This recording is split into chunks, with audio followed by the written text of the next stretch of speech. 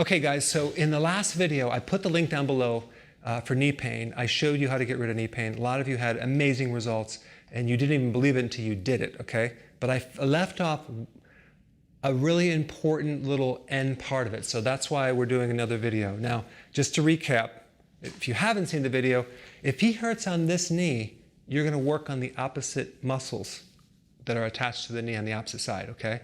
If he hurts on this knee, you're going to work on these muscles over here, okay? And watch the video just so you know what I'm talking about, because there's a whole electrical circuit that this side's connected to this side. The hip bone's connected to the thigh bone, etc., right? So you can work on one part and affect another part. Now, the thing is that the only time this won't work is if there's an actual tear, in which case you're going to have to get surgery. But let's just say he doesn't have a tear, there's no damage, he just has pain, and you want to clear it up on this knee. So you would massage the thigh muscle, okay? So we're going to just come in here and really work the thigh muscle up into the hip. We're going to work the opposite side, the outer part of his leg. This is called the tensor fascia lata in the iliotibial band. There's a muscle up here, tensor fascia lata, and you're going to work all that out up into the hip. And again, definitely watch the other video because I go into it a little bit more and I show you how to do it on yourself. And then you would work on the inside right here, okay? And you're going to probably get 80% results. But now the question is, what do you do if it's not 100%? Let's say you still have some residue, right? So you've done the technique, and then what you're going to do is you're going to reassess it and see where it hurts. You're going to find that the pain's going to be improved, but he still might hurt on the outside, or the front part, or the inside, or even the back part, okay? So what do you do if that happens? All you do is you isolate where it is, and you do the mirror image, okay? More. So if he says, wow, it feels better, but it still hurts on the outside, then I work on the outside of this leg, the muscles up into his hip more, okay? So I'm gonna work on these muscles right here, and if I work on this side, it mirrors this side, and this side will start feeling better. He'll feel more circulation. He'll just feel less pain. But if it hurts on the front, then you're going to work on the front of this muscle up into the hip, right up into the hip. And you're going to find knots that are going to be really sore. And that means you're on the right spot. And the more I do the front part here, the more this is going to feel better. Now, let's say it's the inside, right? This is where people have the medial meniscus tears and things. Hopefully the person doesn't have that.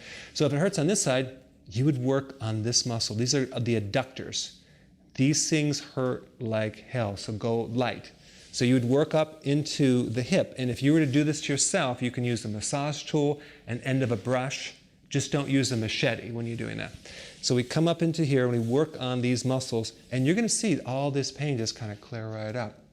And then the fourth thing is if it hurts underneath in the back part, then you would work on the back part of the knee. You can have the person lay down, work on the hamstring, or if it's yourself, you can get a tennis ball, you can get a massage tool, and work the very bottom back part of this knee. And there's a muscle called the popliteal underneath the knee. It'll hurt like you know what. And we just work on that back part, because it mirrors where the pain is. Okay, so does that make sense? Everything you have to, basically you just want to work on the mirror image of everything and you'll get rid of that pain, okay? One last little trick, little secret, you got to promise not to tell anyone this one because this is pretty cool. In the way the electrical circuits work, this shoulder handle is connected to the hip, this shoulder is connected to that hip, this elbow is connected to the knee, this wrist is to the ankle. So you can actually affect one thing and create another thing. And the only thing I was going to show you on this for the knee is that if the person has knee pain, let's say it's on this side, right here, right? You can actually stretch the shoulder and relieve the knee pain.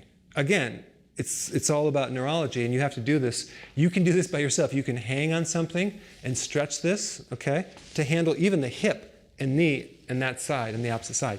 Or I like to just take it like this, relax your arm, relax it, let it go, let it go, let it go. Okay, let it go, let it go. Have it all relaxed, and we just stretch the arm up, just relax, stretch, relax, stretch. And you're stretching all these muscles right through in here. you're going to put relief into the knee and the hip on the opposite side. Okay? You can even massage up underneath that shoulder and work on this shoulder to help the hip and the knee on the opposite side, and even down into the elbow you can work on that. So again, these are just little tricks that I've done on clients that they're quite amazed to relieve pain.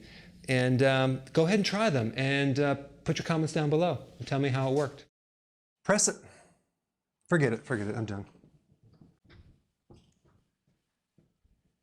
Press the subscribe button and I will keep you updated on the future events.